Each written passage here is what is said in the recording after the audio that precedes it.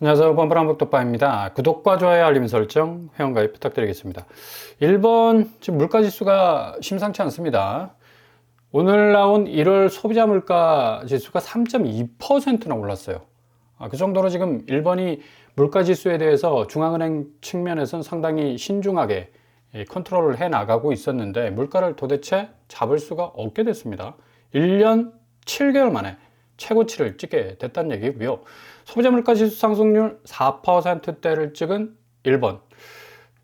엔화 역시도 자국의 통화 가치가 계속적으로 무너져 내려가고 있고 2025년 1월 8일 기준으로 158.35에서 지금 2월 20일 한 달 약간 지나는 시점에서 149.6까지 내려왔다는 얘기죠.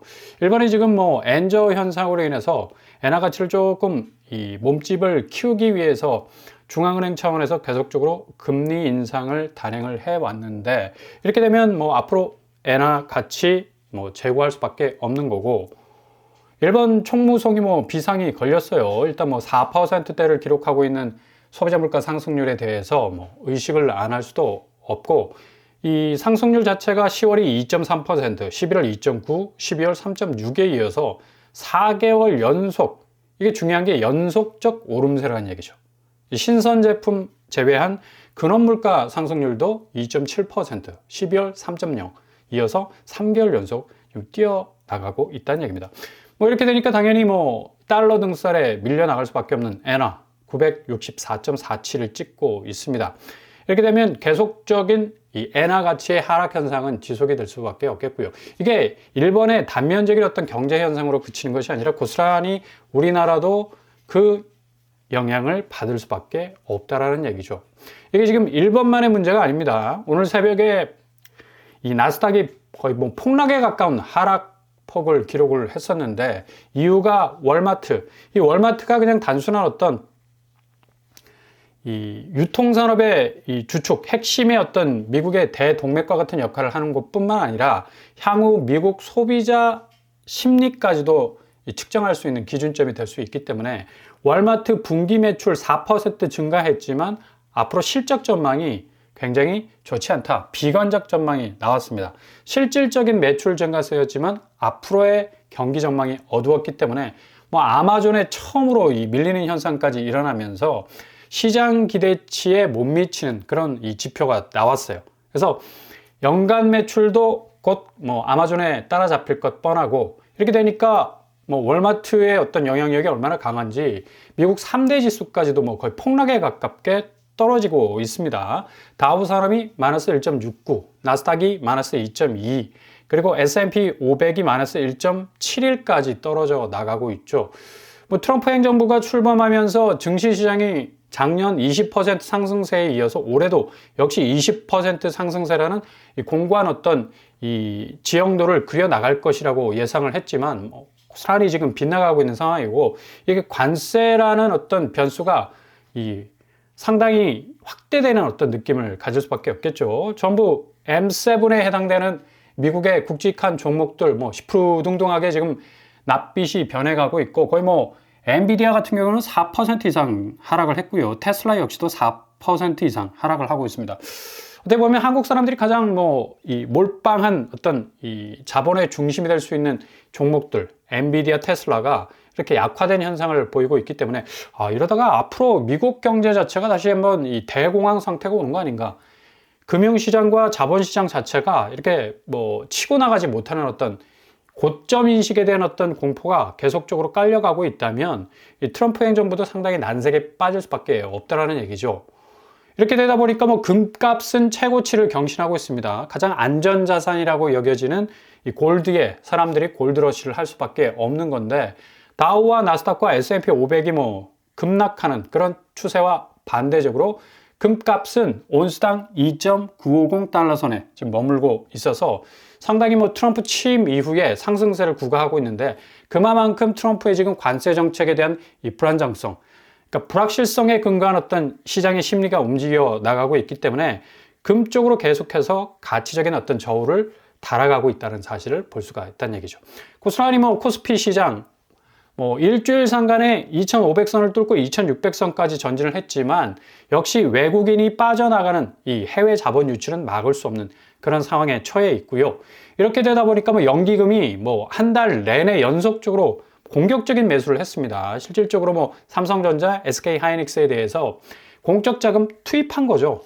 주식시장 부양시키기 위해서. 근데 이게 밑빠진 독에 물붓기가 될 수밖에 없는 게 기업의 업황 악화가 개선되지 못한다면 이게 주식시장 자체가 아무리 연기금 동원한다 해도 이게 단단한 어떤 지지대를 형성하지 못한다는 얘기죠. 심지어 미 연준이 지금 관세 충격 우려에 의해서 올해 2025년도는 기준금리를 딱 한 번만 내리겠다는 어떤 공언을 했습니다. 그만큼 금리를 아주 빡빡하게 가져갈 것이라는 그런 어떤 스탠스고 동결 내지 심지어 역으로 유턴할 수 있는 상승으로 갈 수도 있는 그런 어떤 이 시그널을 계속적으로 보이고 있죠. 이러다 보니까 뭐 당연히 뭐 금리 부분에서 자유롭지 못한 가상화폐 기준금리가 뚝뚝 떨어져 줘야지 그래도 유동성 확대라는 어떤 기저의 움직임을 바탕으로 해서 가상화폐 시장이 좀 활발하게 움직여 나갈 수가 있는데 지금 금리 자체가 고금리 시대와 마찬가지로 딱 동결로 묶여 있단 말이에요. 그러니까 비트코인, 뭐 이더리움, 리플, 뭐 솔라나, 도지코인 급속도로 떨어졌는데 오늘 약간 지금 회복하는 그런 어떤 모습을 보여주고는 있기는 합니다. 역시 한국 금리 부분은 거의 뭐 쓰나미 수준으로 역풍을 맞을 가능성이 높다. 지금 뭐 시중은행에서 금리를 내리면서 전체적으로 대출 금리를 푸는 어떤 입장으로 선회하고 있지만 대외적 변수가 이렇게 아주 빡빡하게 성벽처럼 쌓여져 나가고 있는데 과연 미국발 공황 경제 다시 일어날 수 있을까? 이 관세 잘못 컨트롤하면 전 세계적으로 무역 관계가 얽힐 수밖에 없기 때문에 엄청난 경제 위기가 올 가능성이 있다는 얘기입니다. 그래서 주식과 가상화폐가 지금 힘을 못 쓰고 있죠.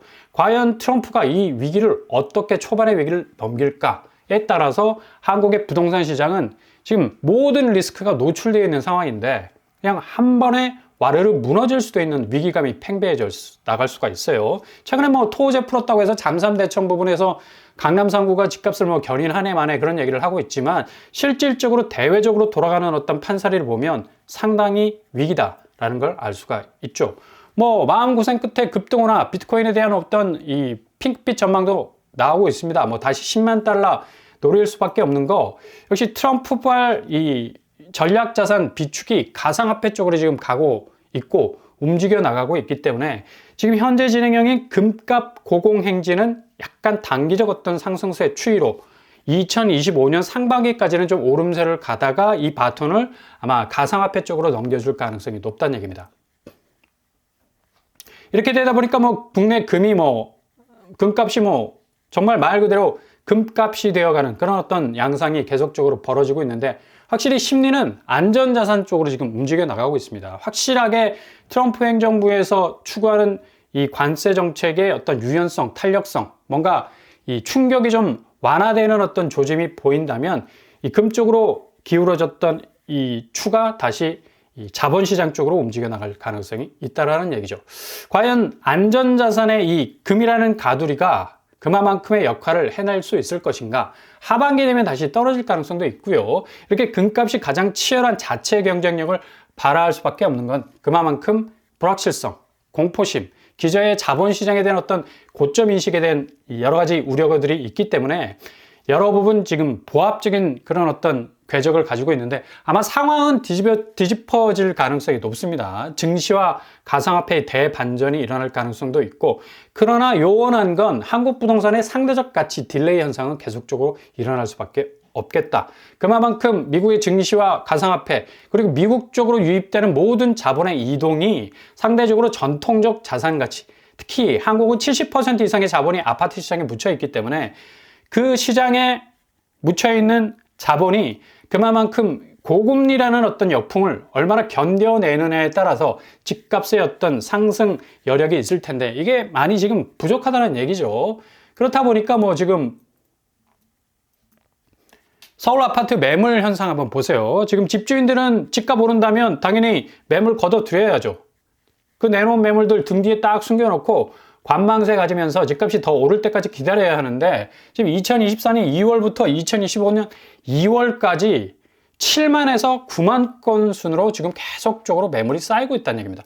이건 결국 집주인들 마음이 급하다는 얘기예요. 발을 동동 구를 수밖에 없는 거고 지금 거래량 자체가 거의 뭐 급감하는 수준이기 때문에 매물이 나오면 바로바로 이렇게 소화가 돼야 될 그런 어떤 이 판세를 보여줘야 되는데 부동산 시장 자체가 전혀 뭐 지금 움직여지질 못하고 있으니까 이런 부분들이 상당히 리스크로 작용할 수밖에 없겠다. 지금 19일 기준 서울 아파트 매물은 92,485건을 지금 찍고 있습니다. 2022년 2월 이후 최대 규모죠. 지금 뭐 시장에서는 다시 서울 집값 오른다고 하지만 실질적으로 실거래 현장에서는 매물이 첩첩산중 쌓이고 있다는 얘기고 3개월 전과 비교하면 중랑구, 종로구, 은평구, 도봉구 순으로 매물이 계속적으로 증가하고 있다. 여기 지금 뭐 거래량이 굉장히 그래도 서울 안에서는 상당히 선순환되는 그런 어떤 지역이었는데 여기마저도 지금 거래가 급감하고 있는 그런 상황이기 때문에 인천, 경기도 역시 인천은 4만 건, 경기는 17만 건까지 지금 계속적으로 동반해서 매물이 증가하고 있는 추세입니다.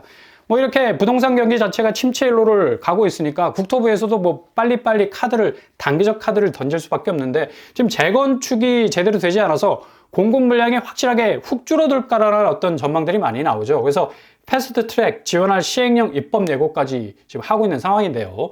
재건축, 재개발에 대한 어떤 본격적인 드라이브를 걸 가능성 아주 많겠습니다. 그래서 심지어 기존 지방자치단체가 재건축 진단 요청을 받으면 현지조사 없애버립니다. 그래서 31일 이내에 재건축 진단 실시 계획을 통보를 해줘야 할 만큼 굉장히 빠른 속도로 이렇게 진행될 수 있는 그런 어떤 법령을 마련한다고 하는데 문제는 지금 뭐 분양가죠. 추가 분담금. 얼마만큼 높은 고점의 분양가 그리고 이후에 조합원들이나 분양을 받는 사람들이 그 가격을 감당하느냐. 지금 재건축이 계속적으로 공사비 분담금 문제 때문에 지금 골치를 앓고 있는데 이 패스트트랙이라는 속도전을 높인다고 해서 이 본질적인 어떤 문제가 해결되지 않고서는 이 부동산 문제 참 머나먼 정글이다라고 말씀을 드릴 수밖에 없는 거고 지금 악성 미분양 11년 만에 최대 찍었지 않습니까? 지금 건설업계 PF 문제, 이금융권까지 번져나갈 가능성이 높기 때문에 뭐 3천 채를 뭐 일시적으로 뭐 공적자금 투입해서 국토부에서 산다는 어떤 계획까지 내놨는데 이것도 뭐 단계적 처방으로 그칠 가능성이 많고요. 지금 이런다고 해서 뭐 미분양, 악성 미분양 일시적으로 해소되기에는 조금 너무나 버거운 면들이 많이 있다는 얘기입니다.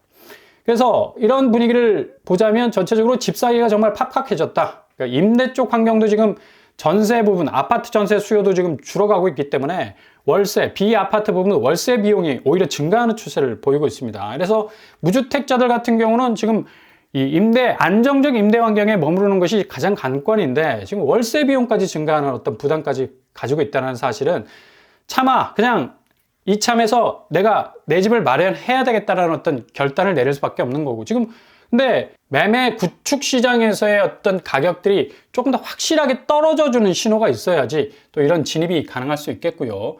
확실히 불확실성은 이제 금융뿐만 아니라 아파트 시장에서도 점점 확대되고 있다. 그래서 3월부터 이 착시 금리 인하에 조심하셔야 됩니다.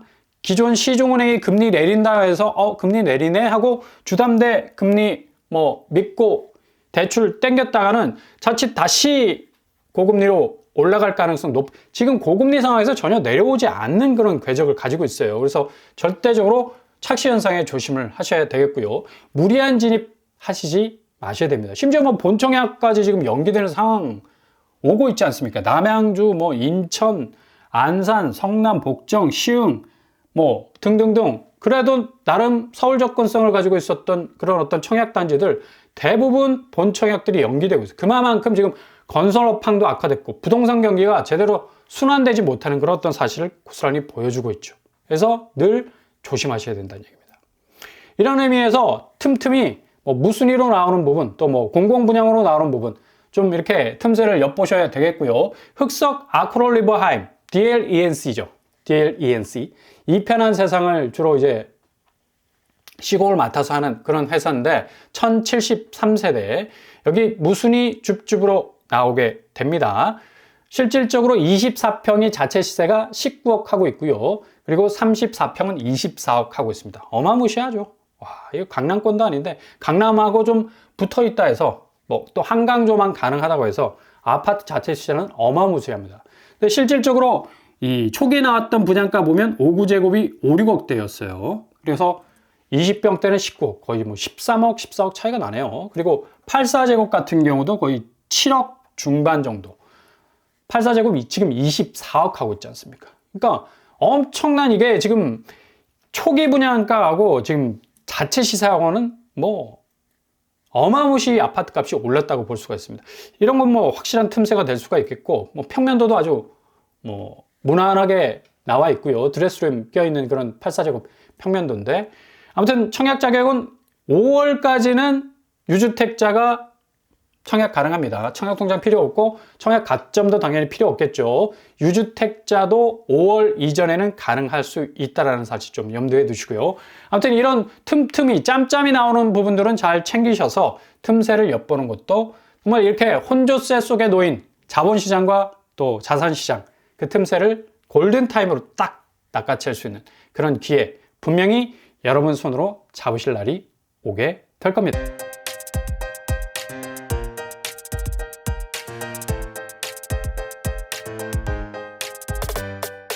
오늘의 부동산 캐리커처, 일본의 물가지수 그리고 미국의 소비자 심리 지수 자체가 지금 금융시장을 완전히 지금 흔들고 있습니다. 그만큼 지금 미국과 일본의 영향을 고스란히 받을 수밖에 없는 우리나라 역시도 자본과 금융시장, 그리고 심지어 아파트 시장까지도 출렁거릴 수 있는 분명한 직격탄을 맞게 된다는 얘기죠.